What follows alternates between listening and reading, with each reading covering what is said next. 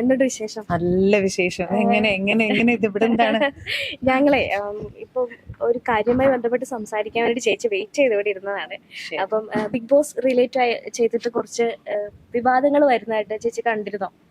ഞാനിങ്ങനെ കാണുക എന്ന് പറഞ്ഞ സോഷ്യൽ മീഡിയയിൽ ഭയങ്കരമായിട്ടും ഇരിക്കണ ഒരാളല്ല. കുറച്ച് എൻ്റെതായിട്ടുള്ള ഇൻസ്റ്റഗ്രാമിലൊക്കെ അപ്ഡേറ്റ് ചെയ്യുക പോവാന്നുള്ള കാര്യങ്ങളെ ഞാൻ ചെയ്യാറുള്ളൂ.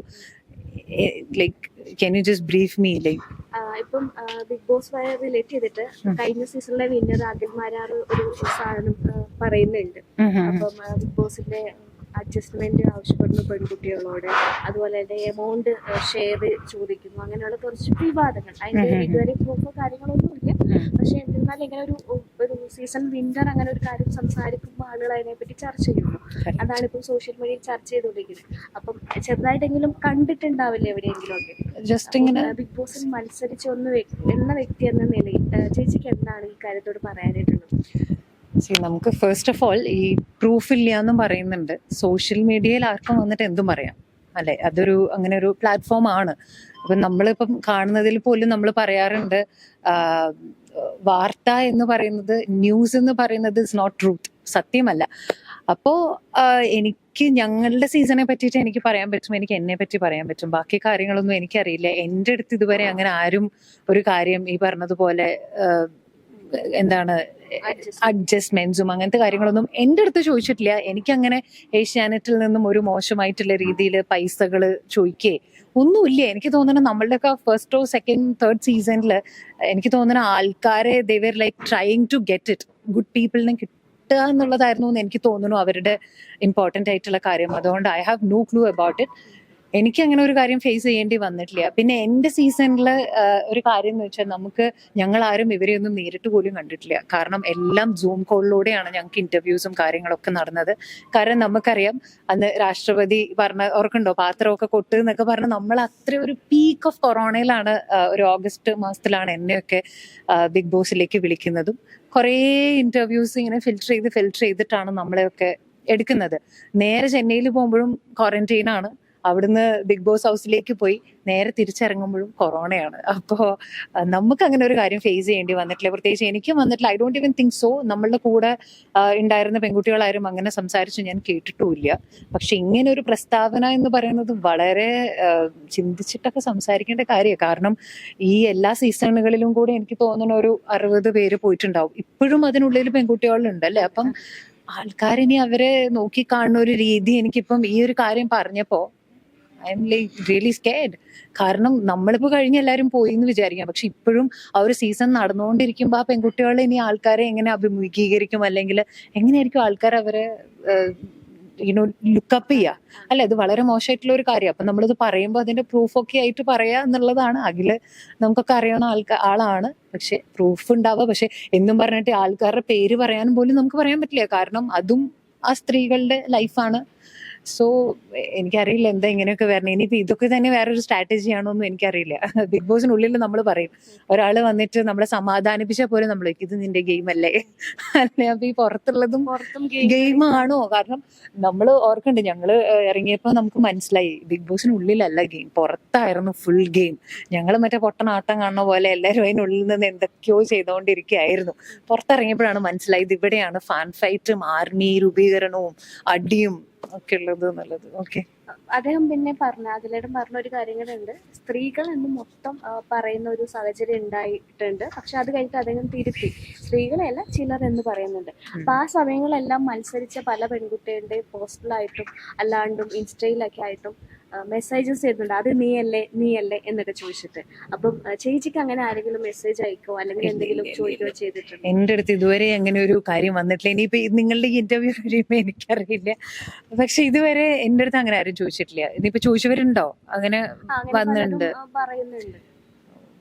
എനിക്കറിയില്ല ഇതെങ്ങനെ ഇതൊരു ഡീൽ ചെയ്യുന്നു അറിയില്ല. ഇനിയിപ്പം ഇതിനുള്ള കാര്യങ്ങളൊക്കെ അഖിൽ തന്നെ വന്നിട്ട് പറയട്ടെ, ആൾക്കാരെ പറ്റിയിട്ടോ അല്ലെങ്കിൽ ഇതിൻ്റെതായിട്ടുള്ള കാര്യങ്ങൾ. കാരണം ഇങ്ങനെ സംസാരിക്കാൻ കൂടെ പാടില്ല എന്നാണ് എൻ്റെ ഒരു, മേ ബി പറയുന്നത് ചിലപ്പോൾ നല്ലതായിരിക്കും, ചിലപ്പോൾ ഇനി വരുന്നവർക്കും, അല്ലെങ്കിൽ പക്ഷെ ഇതിന് എത്രത്തോളം സത്യമുണ്ടെന്ന് നമുക്കറിയില്ല.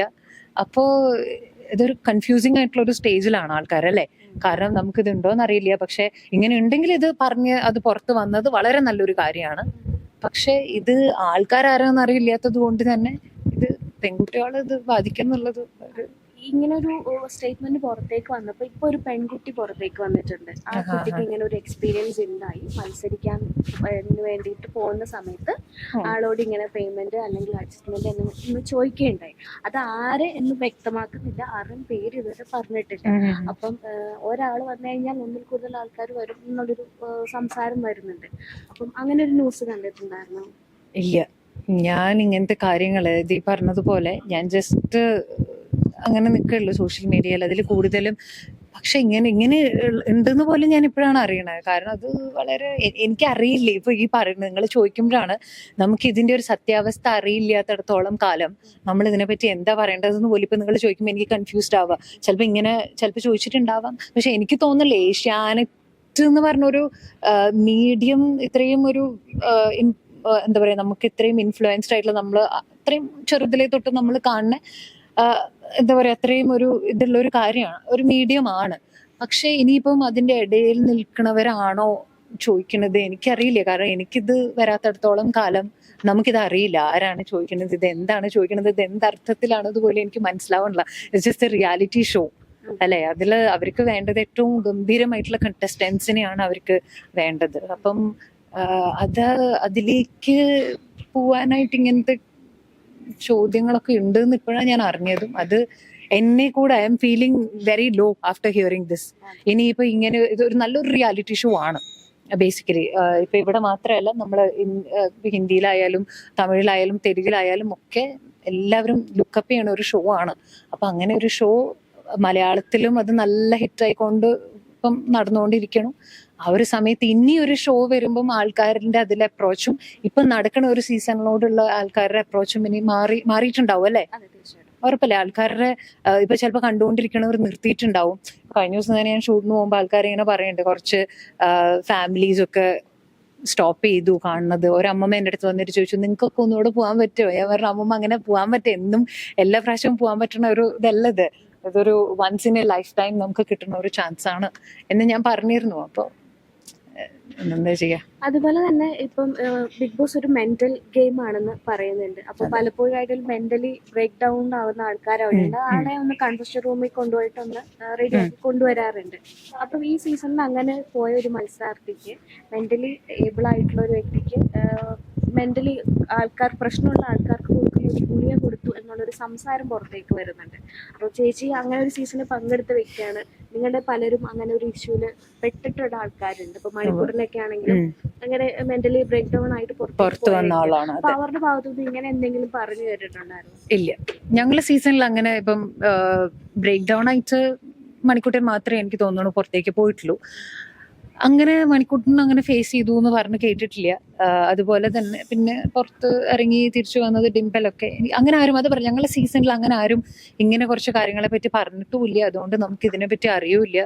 ഈ ഒരു കുറച്ച് സീസണുകളിലാണ് ഇത്രയും ബിഗ് ബോസ് ഇങ്ങനെ ഒരു റൂമേഴ്സും ബിഗ് ബോസിനെ പറ്റിയിട്ടുള്ള ഇത്രയും കാര്യങ്ങളൊക്കെ വരണതൊക്കെ തന്നെ എനിക്കൊന്ന് ഈ ഇടയ്ക്കാണ്. നമ്മളുടെ സമയത്ത് ഇങ്ങനത്തെ ഒരു പ്രശ്നങ്ങളൊന്നും ഉണ്ടായിരുന്നില്ല. മത്സരിക്കുന്ന സമയത്ത് ആർക്കെങ്കിലും ഫേവറേറ്റ് ചെയ്ത് ഷോ മുന്നോട്ട് പോകുന്നതായിട്ട് തോന്നിയിട്ടുണ്ടോ? അത് നമുക്ക് ബിഗ് ബോസ് എന്ന് പറഞ്ഞ ഒരു പ്രോഗ്രാം അതിന്റെ എഗ്രിമെന്റിലുണ്ട്. ഇവർക്ക് അത് ആ ബിഗ് ബോസ് ഷോയ്ക്ക് ഇഷ്ടമുള്ള മാതിരിയാണ് അത് നടക്കുക. അത് നമ്മളുടെ ഇഷ്ടത്തിനനുസരിച്ചിട്ടോ നമ്മൾ പറയുന്ന രീതിയിലോ ഒന്നുമല്ല. അപ്പൊ നമ്മളത് എഗ്രിമെന്റ് ചെയ്ത് സൈൻ ചെയ്തിട്ടാണ് നമ്മൾ അതിലേക്ക് കയറുക. അപ്പൊ നമ്മളത് അവെയർ ആണല്ലോ. അപ്പൊ പിന്നെ നമ്മൾ അതിനെ പറ്റിയിട്ട് പറഞ്ഞിട്ട് കാര്യമില്ല. ഫേവറിസം ഒക്കെ ഉണ്ടായിട്ടുണ്ടെന്ന് ഞങ്ങളുടെ സീസണിൽ എനിക്ക് പേഴ്സണലി തോന്നിയിട്ടുണ്ട്. എന്നാൽ പോലും എന്താ പറയാ, ഈ ബിഗ് ബോസിൽ ഞാൻ കേട്ടിട്ടുണ്ട് ചിലപ്പോൾ നമുക്ക് കയറാൻ വേണ്ടി നിൽക്കുമ്പോൾ പോലും വേണ്ട, you have to go back എന്നൊക്കെ പറഞ്ഞിട്ട് ആൾക്കാർ അവർക്ക് എക്സ്പീരിയൻസ് ചെയ്യേണ്ടി വന്നു എന്നൊക്കെ തമിഴിൽ എവിടെയൊക്കെ ഞാനിങ്ങനെ കേട്ടിട്ടുണ്ട്. എനിക്കറിയില്ല അതിന്റെ സത്യാവസ്ഥയൊന്നും. അപ്പൊ അത് അങ്ങനെ ഒരു പ്രോഗ്രാം ആണ്. അത് അവർക്ക് ഇപ്പം നമ്മൾ പറയാം, നമ്മൾ ചിലപ്പോൾ അതിനുള്ളിൽ അവർക്കൊരു സ്ക്രിപ്റ്റ് ഉണ്ട്. അല്ലാതെ ബിഗ് ബോസ് സ്ക്രിപ്റ്റഡ് അല്ല. അവർക്കൊരു സ്ക്രിപ്റ്റ് ഉണ്ട്. ചിലപ്പോൾ അവർക്ക് ഇങ്ങനെയുള്ളവരെ ഇങ്ങനെ കാണിക്കാം. ഞങ്ങളുടെ ഒന്നും സീസണിൽ അത് ലൈവ് ഒന്നും ഉണ്ടായിരുന്നില്ല. അപ്പൊ ചിലപ്പം നല്ലത് ചെയ്തത് ചീത്ത മാത്രം പുറത്തു വരും, ചീത്ത ചെയ്ത ആൾക്കാരുടെ നല്ലത് പുറത്തു വരും. സോ അതാ ഞാൻ പറഞ്ഞത്, അത് എഗ്രിമെന്റിൽ കറക്റ്റ് ആയിട്ടുണ്ട്. It's A part of the game. നമ്മളത് സൈൻ ചെയ്തിട്ടാണ് കയറുന്നത്. അപ്പൊ നമുക്ക് ഇറങ്ങിയിട്ട് അങ്ങനെ ഉണ്ട് ഇങ്ങനെ ഉണ്ടെന്ന് പറഞ്ഞിട്ടൊന്നും കാര്യമില്ല. നമ്മളത് അക്സെപ്റ്റ് ചെയ്യാതെ മാത്രമേ ഉള്ളൂ. അറിഞ്ഞുകൊണ്ട് തന്നെയാണ് അത് നമ്മൾ അറിഞ്ഞു, അത് എല്ലാവരും അറിഞ്ഞുകൊണ്ട് തന്നെയാണ് അതിനുള്ളിൽ കയറുന്നത്. അപ്പൊ ഞാനിതാ പറഞ്ഞ, അത് കയറുമ്പോൾ ആൾക്കാർക്കൊക്കെ നമുക്ക് ആ ഒരു ഫെയിം അല്ലെങ്കിൽ ആൾക്കാർ നമ്മളെ അറിയും എന്നുള്ള ഒരു ഇതിൽ നിന്ന് ടുവേർഡ്സ് ദ എൻഡ് ഒക്കെ ആകുമ്പോഴത്തേക്കായിരിക്കും നമ്മൾ അതിന്റെ റിയാലിറ്റിയും ആ ഷോയിന്റെ റിയാലിറ്റിയിലേക്കൊക്കെ വരാം. അപ്പൊ പിന്നെ അയ്യോ ഇതിങ്ങനെ ആയിരുന്നില്ല എന്ന് നമ്മൾ പറഞ്ഞിട്ട് കാര്യമില്ല. അതങ്ങനെ ആവുള്ളൂ. നമ്മളത് അക്സെപ്റ്റ് ചെയ്തിട്ടാണല്ലോ അതിനുള്ളിൽ കയറുക. പിന്നെ ഇതൊക്കെ ഒരു ഗെയിം സ്പിരിറ്റിൽ എടുക്കും. ഇപ്പം പറഞ്ഞതുപോലെ ചിലവർ കളി കണ്ടിട്ട് കയറും, ചിലവർ പകുതിയിൽ നിന്ന് ഇറങ്ങിപ്പോയി പിന്നെയും കണ്ടിട്ട് കയറും. പക്ഷെ ആദ്യം എനിക്ക് എപ്പോഴും ആ ഷോയിൽ റെസ്പെക്ട് തോന്നിയിട്ടുള്ളത് 1-ാം ദിവസം തൊട്ട് 100 ദിവസം വരെ അവിടെ പുറത്തിറങ്ങാതെ നിൽക്കുന്ന മത്സരാർത്ഥികളുണ്ടല്ലോ. They are the ultimate people, ഒരു സൂപ്പർ ഹ്യൂമൻസ് എന്ന് പറയാം. കാരണം നമ്മൾ ആ 1-ാം ദിവസം തൊട്ടിട്ട് ലാസ്റ്റ് വരെ നമ്മൾ എനർജി ഡ്രെയിൻഡ് ഔട്ട് ആവും. മെന്റലി, ഫിസിക്കലി, സ്പിരിച്വലി ഒക്കെ നമ്മൾ വളരെ ലോ ആയിട്ട് നിൽക്കുമ്പോഴാണ് ബാക്കിയുള്ള കണ്ടസ്റ്റൻസ് ബൂം നല്ല എനർജിയോടുകൂടി കയറുക. ഞങ്ങൾ ഇടയ്ക്ക് ഇങ്ങനെ പറയും, നമുക്ക് ഈ മൈക്കൊന്ന് പുറത്തൊന്ന് ഊരി വെച്ച് ഒന്നൊരു ചായ കുടിച്ച് ഒന്ന് പുറത്തൊന്ന് ഇറങ്ങി കൂടി തിരിച്ച് കയറിയാൽ തന്നെ നമുക്കൊരു പകുതി എനർജി റീഫിൽ ചെയ്ത് കിട്ടും. ആ ഒരു സാഹചര്യത്തിലാണ് പുറത്തുനിന്നുള്ളവർ തിരിച്ചു കയറുക എന്നൊക്കെ വരുമ്പോൾ നമ്മൾ പറയും they should be ashamed of us. ഞങ്ങളുടെ കൂടെ അവർ മത്സരിക്കും, അവർക്ക് നാണക്കേട് തോന്നണം അല്ലെ, നമ്മൾ പിന്നെയും തോറ്റു കൊടുക്കാതെ. അങ്ങനെയുള്ള കണ്ടസ്റ്റൻസിന്റെ അടുത്ത് എനിക്ക് എന്നും ബഹുമാനമുണ്ട്. ഇപ്പോഴും ഞാൻ കാണുന്നുണ്ട് കുറെ പേര് കയറണു ഇറങ്ങണു. അതൊക്കെ നമ്മൾ അൺകട്ട്സിൽ കൂടുതൽ ഞാൻ ബിഗ് ബോസ് കാണുക അൺകട്ട്സിലൂടെയാണ്. അല്ലാതെ അത് മറ്റേ ലൈവിലൂടെയോ അല്ലെങ്കിൽ അങ്ങനെ 24 ടൈം ഇരുന്ന് കാണാൻ സമയമില്ലാത്തത് കൊണ്ട് മാത്രമല്ല, നമ്മളതൊരു സംഭവം കണ്ടിട്ടുണ്ടെങ്കിൽ നമ്മൾ ഒരാളെ ഇഷ്ടപ്പെടും. പിന്നെ നമ്മൾ ഇങ്ങനെ അത് ഫോളോ അപ്പ് ചെയ്യണം എന്നുള്ളത് നമുക്ക് ഷൂട്ടിലൊന്നും എപ്പോഴും അതിരുന്ന് നമുക്ക് കാണാൻ പറ്റാത്ത അവസ്ഥ ആയതുകൊണ്ട് എനിക്ക് വളരെ രസമുള്ള ഒരു പ്രോഗ്രാമാണ് ബിഗ് ബോസ് അല്ലേ. ഇത്തവണത്തെ ഷോ കണ്ടിട്ടുണ്ടോ? കുറച്ചൊക്കെ. ഇതാ ഞാൻ പറഞ്ഞ അൺകട്ട്സിലാണ് ഞാൻ കൂടുതൽ കണ്ടിട്ടുള്ളത്. ഞാൻ കണ്ടു, ഇറങ്ങി പോണു, കുറെ പേര് പിന്നെയും കയറണു. അപ്പൊ അത് ആക്ച്വലി എനിക്ക് രസമാണ്. വൈൽഡ് കാർഡ്സ് ഒക്കെ വേണം. പക്ഷെ ഇങ്ങനെ കൂടുതൽ വൈൽഡ് കാർഡ്സ് നോക്കുമ്പോൾ അതിനുള്ളിലെ ആൾക്കാരെ ഇത് ഭയങ്കരമായിട്ടും ബാധിക്കുമെന്നുള്ളത്. കാരണം ഞങ്ങളുടെ സീസണിൽ ഞങ്ങൾ അങ്ങനെ ബാധിച്ചിട്ടുണ്ട്. അപ്പൊ അത് കണ്ടിട്ടുണ്ടെന്ന് പറയുന്നു. അപ്പൊ ഈ തവണത്തെ ഷോയിനെ പറ്റിയുള്ള അഭിപ്രായം എന്താണ് കണ്ടിട്ട്? ഷോ ഓരോ സീസണിലും ഓരോ തരത്തിലായിരിക്കും ബിഗ് ബോസ് ഷോ. അതിലെ ബിഗ് ബോസിന്റെ ഒരു ഇതെന്ന് പറഞ്ഞാൽ അതിലെ കണ്ടസ്റ്റൻസിനനുസരിച്ചിട്ടാണ് ആ ഷോ പുറത്തേക്ക് വരാം. അപ്പൊ നമുക്ക് ഒരിക്കലും പ്രെഡിക്റ്റ് ചെയ്ത് കയറാൻ പറ്റില്ല. നെക്സ്റ്റ് മൊമെന്റ് പോലും പ്രെഡിക്റ്റബിൾ അല്ല അല്ലെ. ഒരു ടാസ്ക് തന്നു കഴിഞ്ഞാൽ ഇത് നമ്മളെങ്ങനെ ചെയ്യുന്നുള്ളത് നമ്മളുടെ ഈ 16 പേരും ഡിപ്പെൻഡ് ചെയ്തിരിക്കും. അവിടെ ഉള്ളവർക്ക് പോലും അറിയില്ല നമ്മൾ എന്താ ചെയ്യാൻ പോണത് എന്നുള്ള. അവര് ചിന്തിക്കണായിരിക്കില്ല ചിലപ്പോൾ നമ്മൾ ചെയ്യണേ. ഞങ്ങൾക്ക് അങ്ങനെ പാവക്കൂത്ത് ടാസ്കിൽ അങ്ങനെയൊക്കെ വന്നതാണ്. അവര് ചിന്തിച്ചത് വേറെ രീതിയിലായിരുന്നു, നമ്മൾ ചെയ്തത് വേറെ രീതിയിലും. അപ്പോ ഇപ്രാവശ്യത്തെ സീസൺ എനിക്ക് കുഴപ്പമില്ല. നമുക്ക് അങ്ങനെ ഒരു സീസണെ പറ്റി നമുക്കൊന്നും പറയാൻ പറ്റില്ല. ചർച്ച ചെയ്യണുണ്ട്. അതൊരു ബിഗ് ബോസിന്റെ ഒരു പ്ലാനാണ്. അതവിടെ ചെന്ന് കഴിഞ്ഞാൽ പെട്ടുപോയതാണ്. അതിൽ ചെന്ന് കഴിയുമ്പം നമുക്ക് ഈ പറഞ്ഞതുപോലെ നമുക്ക് ആരെയും വിശ്വസിക്കാൻ പറ്റുന്നില്ല, ആരടുത്തും സംസാരിക്കാൻ പറ്റുന്നില്ല. അപ്പൊ ചിലപ്പോൾ ആൾക്കാർ 1-2 പേര് നമുക്ക് കണക്ട് ആവണവരുടെ അടുത്ത് സംസാരിക്കാം. അത് വളരെ സ്വാഭാവികമായിട്ടുള്ള ഒരു കാര്യമാണ്. അത് പക്ഷേ ഏത് രീതിയിൽ എന്നുള്ളത് അതൊക്കെ നമ്മളുടെ ഇഷ്ടമാണ് അല്ലെ. അതിലിപ്പം നിങ്ങൾ പറഞ്ഞ പോലെ 2 പേര് അങ്ങനെ ഇപ്പം ജാസ്മിൻ അല്ലെ അവരൊക്കെ അങ്ങനെ സംസാരിക്കുന്നുണ്ടെങ്കിൽ ഇറ്റ്സ് അപ് ടു ദം. അവർക്കറിയാലോ പുറത്ത് ആൾക്കാർ കാണുന്നുണ്ട് എന്നുള്ളത് അല്ലെ. അത് ആ ഒരു ഡിസിഷൻ നമ്മളുടെയാണ്. നമ്മൾ എപ്പോഴും ചിന്തിക്കേണ്ടത് ആ ഒരു 100 ദിവസം അല്ല ബിഗ് ബോസ്.